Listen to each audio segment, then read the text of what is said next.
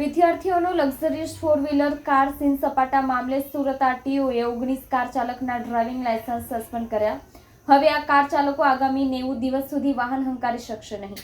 જો વાહન હંકારતા ઝડપાશે તો તેઓની સામે કાયદેસરની કાર્યવાહી કરાશે। તે ઉપરાંત સુરત ડીઈઓએ ફાઉન્ટેન હેડ સ્કૂલને નોટિસ પાઠવીને 2 દિવસમાં જવાબ આપવા માટે કહ્યું હતું। વિદ્યાર્થીઓનો લક્ઝરિયસ 4 વ્હીલર કાર સીન સપાટા મામલે સુરત આરટીઓએ 19 કાર ચાલકના ડ્રાઇવિંગ લાયસન્સ સસ્પેન્ડ કર્યા। હવે આ કાર ચાલકો આગામી 90 દિવસ સુધી વાહન હંકારી શકશે નહીં। જો વાહન હંકારતા ઝડપાશે તો તેઓની સામે કાયદેસરની કાર્યવાહી કરાશે। તે ઉપરાંત સુરત ડીઈઓએ ફાઉન્ટેન હેડ સ્કૂલને નોટિસ પાઠવીને 2 દિવસમાં જવાબ આપવા માટે કહ્યું હતું। સુરત જિલ્લાના ઓલપાડ તાલુકાના કુંકણી ગામની ફાઉન્ટેન હેડ સ્કૂલ આજકાલ ચર્ચામાં છે।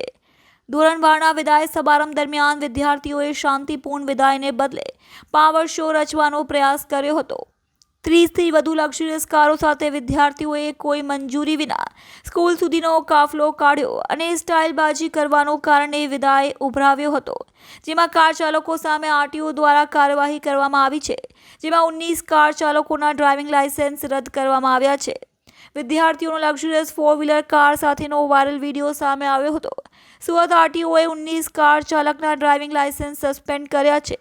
19 કાર ચાલકના ડ્રાઇવિંગ લાયસન્સ જપ્ત કરી 90 દિવસ માટે સસ્પેન્ડ કર્યા છે।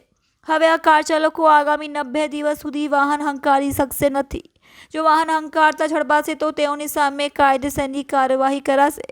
સુરત ડીઈઓએ ફાઉન્ટેન હેડ સ્કૂલને નોટિસ પાઠવીને 2 દિવસમાં જવાબ આપવા માટે કહ્યું હતું, જેમાં સ્કૂલ દ્વારા ડીઈઓના મૌખિક ખુલાસો કર્યો।